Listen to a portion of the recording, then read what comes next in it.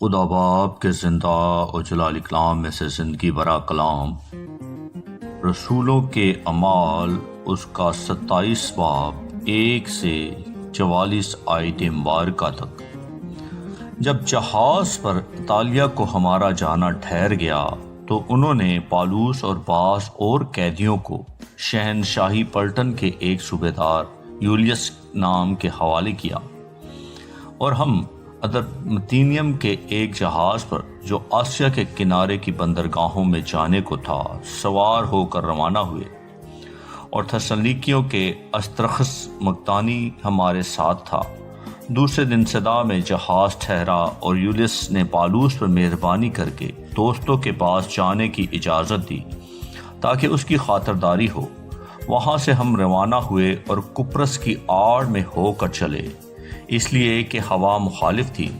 پھر ہم کلکیا اور پمفلیا کے سمندر سے گزر کر لوکیا کے شہر مورا میں اترے۔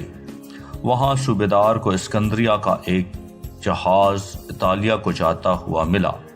بس ہم کو اس میں بٹھا دیا، اور ہم بہت دنوں تک آہستہ آہستہ چل کر جب مشکل سے کندس کے سامنے پہنچے تو اس لیے کہ ہوا ہم کو آگے بڑھنے نہ دیتی تھی،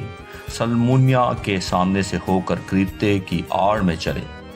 اور بمشکل اس کے کنارے کنارے چل کر حسین بندر نام ایک مقام پر پہنچے جس سے لسیا شہر نزدیک تھا۔ جب بہت عرصہ گزر گیا اور جہاز کا سفر اس لیے خطرناک ہو گیا کہ روزے کا دن گزر چکا تھا تو پالوس نے انہیں یہ کہہ کر نصیحت کی کہ اے صاحبو، مجھے معلوم ہوتا ہے کہ اس سفر میں تکلیف اور بہت نقصان ہوگا، نہ صرف مال اور جہاز کا بلکہ ہماری جانوں کا بھی، مگر صوبیدار نے ناخدا اور جہاز کے مالک کی باتوں پر پالوس کی باتوں سے زیادہ لحاظ کیا، اور چونکہ وہ بندر جاڑوں میں رہنے کے لیے اچھا نہ تھا اس لیے اکثر لوگوں کی صلاح ٹھہری کہ وہاں سے روانہ ہوں، اور اگر ہو سکے تو فینکس میں پہنچ کر جاڑا کاٹیں۔ وہ کرید کا ایک بندر ہے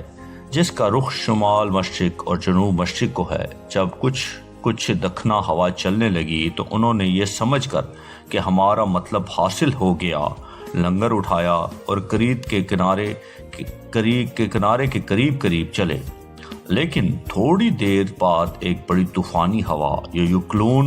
کہلاتی ہے کرید پر سے جہاز پر آئی،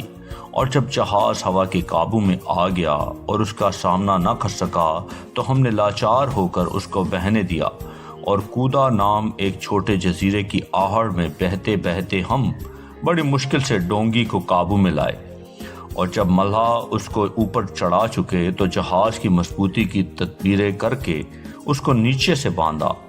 اور سرتس کے چور بالو میں دھنس جانے کے ڈر سے جہاز کا ساز و سامان اتار لیا، اور اسی طرح بہتے چلے گئے۔ مگر جب ہم نے آندھی سے بہت ہچکولے کھائے تو دوسرے دن وہ جہاز کا مال پھینکنے لگے،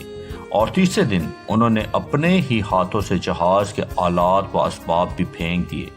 اور جب بہت دنوں تک نہ سورج نظر آیا نہ تارے اور شدت کی آندھی چل رہی تھی تو آخر ہم کو بچنے کی امید بالکل نہ رہی، اور جب بہت فاقہ کر چکے تو پالوس نے ان کے بیچ میں کھڑے ہو کر کہا، اے صاحبو، لازم تھا کہ تم میری بات مان کر کرید سے روانہ نہ ہوتے اور یہ تکلیف اور نقصان نہ اٹھاتے، مگر اب میں تم کو نصیحت کرتا ہوں کہ خاطر جمع رکھو، کیونکہ تم میں سے کسی کی جان کا نقصان نہ ہوگا مگر جہاز کا، کیونکہ خدا جس کا میں ہوں اور جس کی عبادت بھی کرتا ہوں اس کے فرشتہ نے اسی رات کو میرے پاس آ کر کہا، اے پالوس، نہ ڈر، ضرور ہے کہ تو کیسر کے سامنے حاضر ہو، اور دیکھ جتنے لوگ تیرے ساتھ جہاز میں سوار ہیں ان سب کی خدا نے تیری خاطر جان بخشی کی، اس لیے اے صاحبو خاطر جمع رکھو، کیونکہ میں خدا کا یقین کرتا ہوں جیسا مجھ سے کہا گیا ہے ویسا ہی ہوگا، لیکن یہ ضرور ہے کہ ہم کسی ٹاپو پر جا پڑیں۔ جب 14ویں رات ہوئی اور ہم بحر ادریہ میں ٹکراتے پھرتے تھے تو آدھی رات کے قریب ملاحوں نے اٹکل سے معلوم کیا کہ کسی ملک کے نزدیک پہنچ گئے،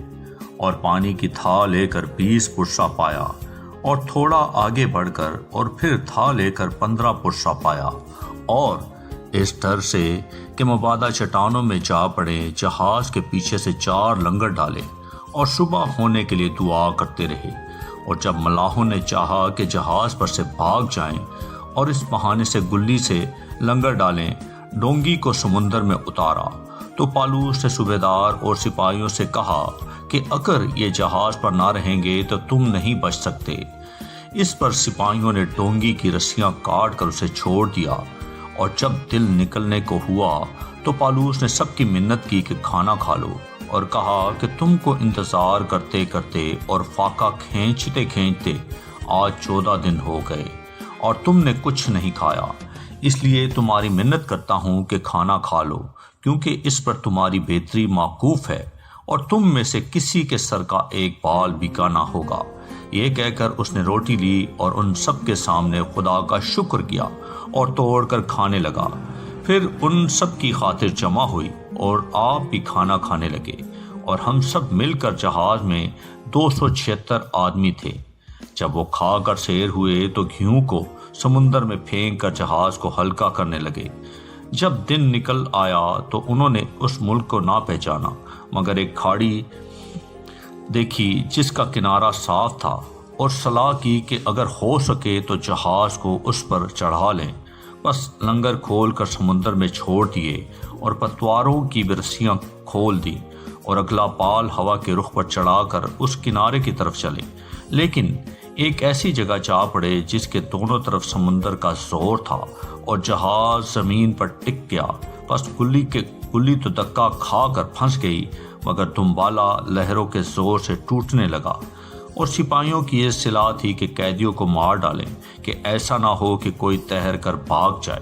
لیکن صوبیدار نے پالوس کو بچانے کی غرض سے ان کو اس ارادے سے باز رکھا اور حکم دیا کہ جو تیر سکتے ہیں پہلے کود کر کنارے پر چلے جائیں، اور باقی لوگ بعض تختوں پر اور بعض جہاز کی اور چیزوں کے سہارے سے چلے جائیں،